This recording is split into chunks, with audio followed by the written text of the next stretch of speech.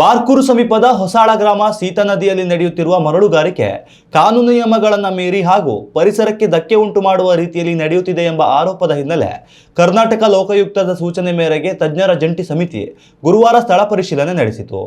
ಸ್ಥಳೀಯ ನಿವಾಸಿ ಗಣೇಶ್ ಶೆಟ್ಟಿ ಅವರು ಸಲ್ಲಿಸಿದ ದೂರಿನ ಆಧಾರದ ಮೇಲೆ ಲೋಕಾಯುಕ್ತ ಪ್ರಕರಣವನ್ನು ಗಂಭೀರವಾಗಿ ಪರಿಗಣಿಸಿ ವಿವಿಧ ಇಲಾಖೆಗಳ ತಜ್ಞರನ್ನು ಒಳಗೊಂಡ ಸಮಿತಿಯನ್ನು ರಚಿಸಿತು.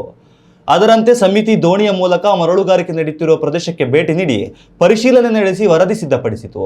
ಸಮಿತಿಯಲ್ಲಿ ಕರ್ನಾಟಕ ರಾಜ್ಯ ಮಾಲಿನ್ಯ ನಿಯಂತ್ರಣ ಮಂಡಳಿ ಉಡುಪಿ ವಿಭಾಗದ ಹಿರಿಯ ಪರಿಸರ ಅಧಿಕಾರಿಗಳು, ಸಣ್ಣ ನೀರಾವರಿ ಇಲಾಖೆಯ ಕಾರ್ಯನಿರ್ವಾಹಕ ಇಂಜಿನಿಯರ್, ಕುಂದಾಪುರ ಉಪ ಅರಣ್ಯ ಸಂರಕ್ಷಣಾಧಿಕಾರಿಗಳು, ಸುರತ್ಕಲ್ ಇಂಜಿನಿಯರಿಂಗ್ ಕಾಲೇಜು ಪರಿಸರ ಹಾಗೂ ಭೂವಿಜ್ಞಾನ ವಿಭಾಗದ ಮುಖ್ಯಸ್ಥರು, ಭೂ ದಾಖಲೆಗಳ ಇಲಾಖೆಯ ಸಹಾಯಕ ನಿರ್ದೇಶಕರು ಹಾಗೂ ಲೋಕಾಯುಕ್ತ ಅಧಿಕಾರಿಗಳು ಭಾಗವಹಿಸಿದರು.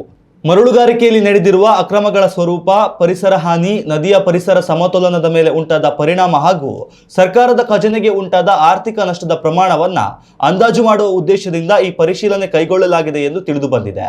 ಈ ಹಿಂದೆ ಏಪ್ರಿಲ್ 27ರಂದು ಉಡುಪಿ ಲೋಕಾಯುಕ್ತ ಪೊಲೀಸ್ ತಂಡ ಸ್ಥಳ ಪರಿಶೀಲನೆ ನಡೆಸಿ ವರದಿ ಸಲ್ಲಿಸಿತ್ತು. ಪರಿಶೀಲನೆ ವೇಳೆ ಅಕ್ರಮ ಹಾಗೂ ಕಾನೂನುಬಾಹಿರ ಚಟುವಟಿಕೆಗಳು ನಡೆದಿರುವುದು ಕಂಡುಬಂದಿದೆ ಎಂದು ವರದಿಯಲ್ಲಿ ಉಲ್ಲೇಖಿಸಲಾಗಿತ್ತು.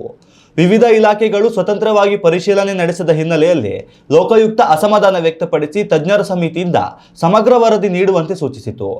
ಪರಿಶೀಲನಾ ವೇಳೆ ಲೋಕಾಯುಕ್ತ ಡಿವೈಎಸ್ಪಿ ಹಾಲಮೂರ್ತಿರಾವ್, ವೃತ್ತ ನಿರೀಕ್ಷಕ ಮಂಜುನಾಥ್, ಎಡಿಎಲ್ಆರ್ ತಿಪ್ಪೇರಾಯ ತೊರವಿ, ಸಣ್ಣ ನೀರಾವರಿ ಇಲಾಖೆ ರಾಜುದ್ದೀನ್, ಅರಣ್ಯ ಇಲಾಖೆಯ ಶ್ರೀಧರ್, ಮಾಲಿನ್ಯ ನಿಯಂತ್ರಣ ಮಂಡಳಿಯ ಕೀರ್ತಿಕುಮಾರ್ ಸೇರಿದಂತೆ ವಿವಿಧ ಇಲಾಖೆಗಳ ಅಧಿಕಾರಿಗಳು ಉಪಸ್ಥಿತರಿದ್ದರು.